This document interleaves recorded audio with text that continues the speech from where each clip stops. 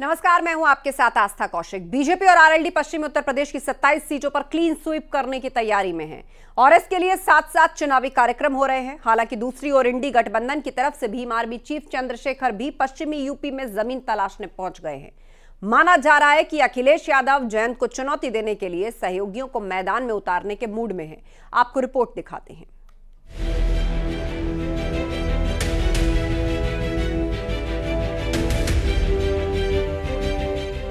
पश्चिमी उत्तर प्रदेश में जयंत चौधरी बीजेपी की राह आसान करने में जुटे हैं। अपने दो प्रत्याशियों के साथ मैदान में उतर चुके हैं। ऐसे में अब अखिलेश यादव ने जयंत को जाटलैंड में घेरने के लिए बड़ा दांव चला है। आरएलडी को चुनौती देने के लिए चंद्रशेखर को मैदान में उतारने की तैयारी हो रही है और इस बात के संकेत खुद भीम आर्मी के प्रमुख चंद्रशेखर ने दिए हैं।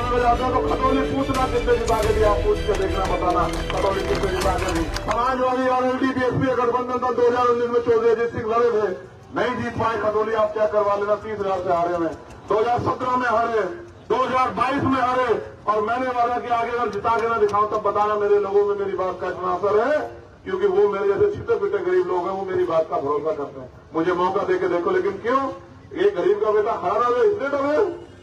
तुम कौन हो रोकने वाले? अगर तुम रोकने वाले होते तो मुझे पैदा भी नहीं होने थे। तुम्हारा दिमाग खराब है। चंद्रशेखर आजाद अपने दम पे है, अपने लोगों के दम पे है, इनकी मोहब्बत से है और जहां भी जाएंगे से है।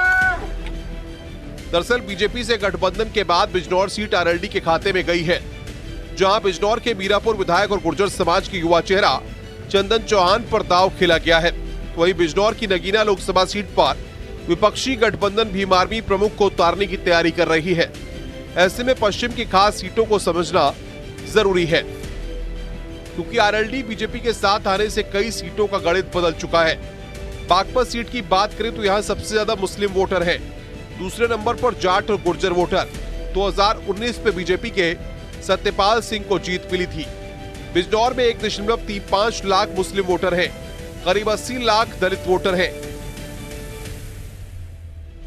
2014 में बीजेपी के यशवंत सिंह जीते, 2019 में बीएसपी की जीत हुई।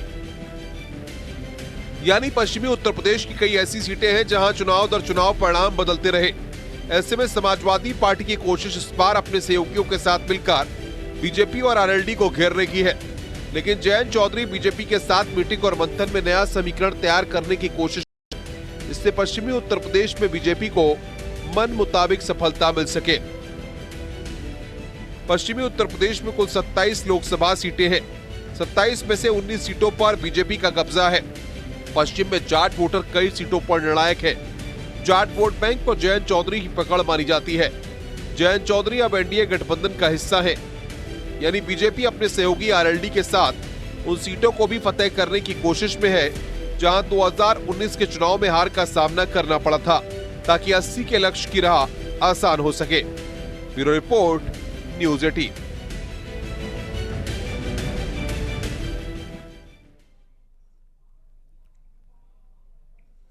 अकेले दम पर चुनाव लड़ने का दावा करने वाली मायावती अब तक एक भी प्रत्याशी का ऐलान नहीं कर पाई हैं। ऐसे में कयास लगाए जा रहे हैं कि मायावती सरप्राइज दे सकती हैं, क्योंकि कांग्रेस अब भी बीएसपी से गठबंधन की जुगत में लगी है। ऐसे में सवाल है, आखिर मायावती का में से 80 लोकसभा सीट जीतने का अभी से दावा कर रही है, तो वहीं दूसरी ओर सपा और कांग्रेस भी इंडिया गठबंधन के तहत अब एक साथ चुनाव लड़ते हुए नजर आ रहे हैं। लेकिन इस बीच बसपा ने अब तक अपनी नीति और रणनीति साफ नहीं की है। सूत्रों की माने तो बसपा लोकसभा चुनाव की अधिसूचना लगने के बाद एक बड़ा फैसला कर सकती है, जो कि एक ओर एनडीए, दूसरी ओर इंडिया।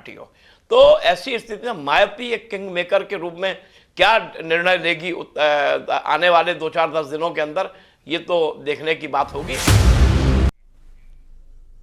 इस बीच बीएसपी से सांसद और सपा से प्रत्याशी अफजाल अंसारी ने मायावती को लेकर बड़ा दावा किया।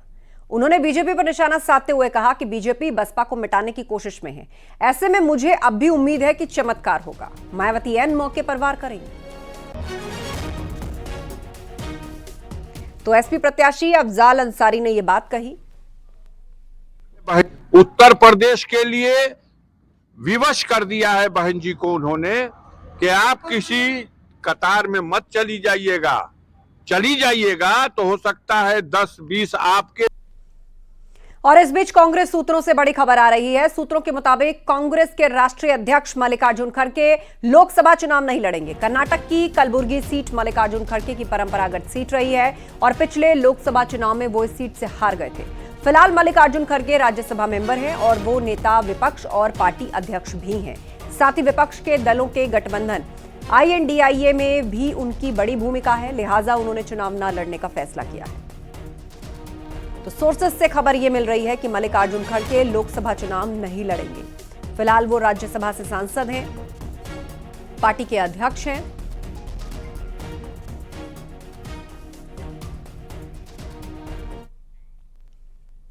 आगे बढ़ते हैं। यूपी सरकार में मंत्री संजय निषाद ने SP और कांग्रेस पर निशाना साधा। संजय निषाद ने कहा कि असली पीडीए तो NDA के साथ है।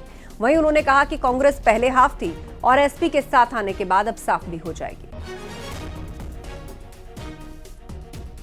NDA ने अपने लिए 80 में से 80 सीट जीतने का लक्ष्य रखा है, लेकिन अखिलेश यादव तो कह रहे हैं कि आप सारी सीटें हार जाएंगे, आपको कुछ नहीं मिलना है। इस बार NDA सरकार से बाहर है। NDA के साथ PDA है ना, हम पिछड़ा हैं, राजभर भाई, आशीष पटेल जी हैं, अराल्डी आ गए, सारे पिछड़े इधर हैं और पिछड़े के नाम पर राजनीति करने वालों ने किया ही नहीं 30 साल से। इसलिए सारे पिछड़े, सारे दलित, अल्पसंख्यक भी और सारे, कोई ऐसा जात बिरादरी नहीं है जिसके लिए मोदी जी ने चिंता न किया था। जहाँ मोदी जी निषाद के घर जाके चाय पीकर यह दर्शाना कि 70 साल से सताए गए लोग हैं, त्रेता में भगवान राम को उतारने वाले वंशज घर में थे और प्रधानमंत्री आवास योजना में मकान मिला, उज्ज्वला मिला। बीजेपी अगले 2 दिनों में MLC उम्मीदवारों के नामों का ऐलान करेगी। MLC की 13 सीटों के लिए 10 प्रत्याशी उतारने की तैयारी में है। भाजपा 8 प्रत्याशियों के नामों का ऐलान करेगी। 1 सीट पर अपना दल S उम्मीदवार और 1 सीट पर RLD प्रत्याशी होगा। बीजेपी अपने सहयोगी दलों के प्रत्याशियों के साथ नॉमिनेशन करेगी।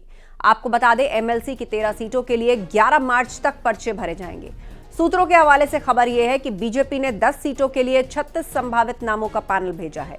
इनमें से ही उम्मीदवारों का चयन होगा। इनमें गठबंधन के सहयोगी RLD से योगेश चौधरी और RLD से योगेश चौधरी के नाम का ऐलान पहले किया जा चुका है। बाकी सीटों पर जल्द बीजेपी उम्मीदवार अपने नामों का ऐलान कर सकती है।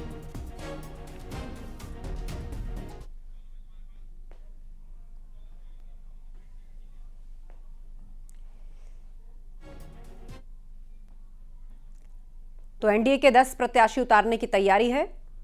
देखिए, निश्चित रूप से भारतीय जनता पार्टी का यशस्वी नेतृत्व जो है जल्द ही प्रत्याशियों का ऐलान करेगा और निश्चित रूप से भारतीय जनता पार्टी सबका साथ, सबका विकास, सबका विश्वास के भाव के साथ कार्य करती है और यह बातें जो है वो बार बार पार्टी की सभी नीतियों में, पार्टी के सभी फैसलों में देखने को मिलती है।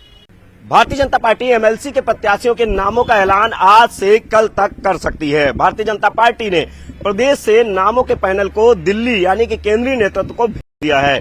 दिल्ली से जल्द ही MLC के प्रत्याशियों के नामों का ऐलान होने वाला है। अगर संख्या बल के लिहाज से देखा जाए तो भारतीय जनता पार्टी और उसके सहयोगी दल 10 सीटें आसानी से जिता सकते हैं MLC की। तो ऐसे में 10 MLC के प्रत्याशी बीजेपी और उसके सहयोगी दल उतारने वाले हैं। इनमें अगर बात की जाए सहयोगी दल की तो राष्ट्रीय लोक दल, जो कि भारतीय जनता पार्टी का सहयोगी दल है, 1 प्रत्याशी के MLC के नामों का ऐलान कर चुका है। वहीं दूसरी तरफ जो अपना दल S है, वहां से आशीष पटेल इस समय योगी सरकार में मंत्री हैं, अपना दल S से हैं और उनका कार्यकाल गोरखपुर में